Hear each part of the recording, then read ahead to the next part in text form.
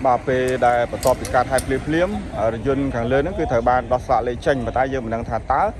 này đi so sát đại chia mà cha dân càng lớn nó còn chỉ nhẹ đó thì mới có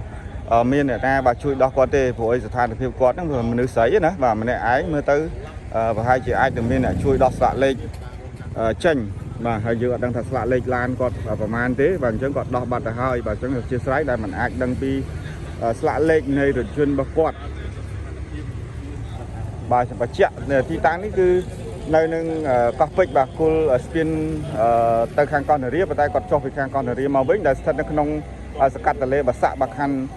ចំការមនរាជធានីពេញបាទនេះស្លាកសញ្ញាចរាចរណ៍នេះគឺបុកឡើងទៅគឺរយន្តគឺប្រហែលជាងើយហោះឡើងទៅដល់ត្រឹមនេះបាទក៏ធ្លាក់ចុះមកវិញដូចឃើញសភាពជាក់ស្ដែងអញ្ចឹងបាទខូចខាតធ្ងន់ធ្ងរយ៉ាងដំណំមែនតើម្ដងនេះយើងឃើញគ្រាន់តែថាផ្នែកកង់ឯងប៉ុន្តែមិនទាន់ផ្ងាចេញមកណាបាទពេលផ្ងាចេញមកអាចនឹងខូចខាតបាទដល់ដបូលដែលឃើញដូចឃើញសភាពជាក់ស្ដែងបាទដបូលក៏អាចខូចខាតដែរ